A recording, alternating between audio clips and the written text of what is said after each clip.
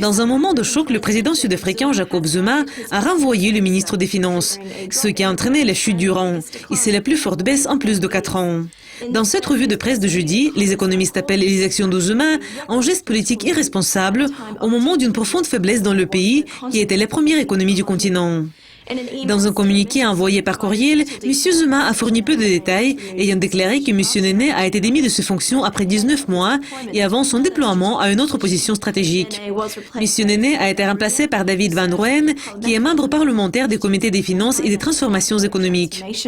Le rand a chuté de 5,4% par rapport au dollar, et c'est la plus forte baisse depuis septembre de 2011. Il atteint le nouveau plus bas de 15,3857. Un économiste de First Trend a dit sur la décision: c'est un grand point négatif, en particulier parce que M. Nene a été perçu comme quelqu'un qui se dirige dans la bonne direction. Nous ne connaissons pas l'homme nouveau et nous devons tous le connaître maintenant. Et nous sommes déjà à un point très sensible dans les projections de notre situation financière. Nous pensons que c'est un point négatif. M. Nene a été nommé après que M. Zuma a remporté le second mandat de 5 ans lors des élections en mai de 2014.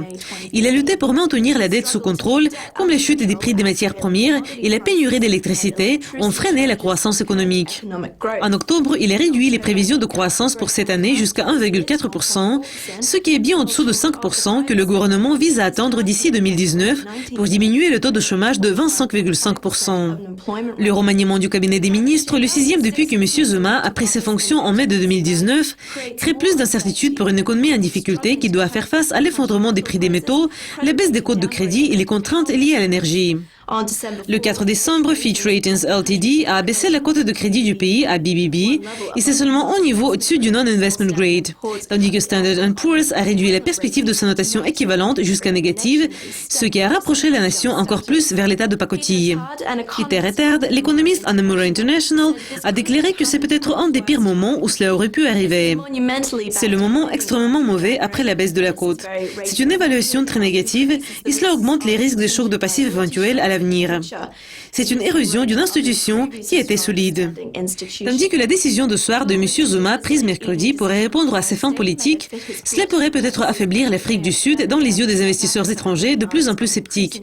Et un analyste à Eurasia Group a déclaré: nous avons longtemps souligné l'affaiblissement de la force politique du Trésor, mais ce remaniement est un peu plus loin et plus vite que nous prévoyons. Suite à ce développement, le burn lent de l'Afrique du Sud vers la crise économique profonde va s'accélérer. Dukascopy TV va vous tenir au courant des dernières nouvelles et développements. Merci d'être avec nous. Restez à l'écoute. Au revoir.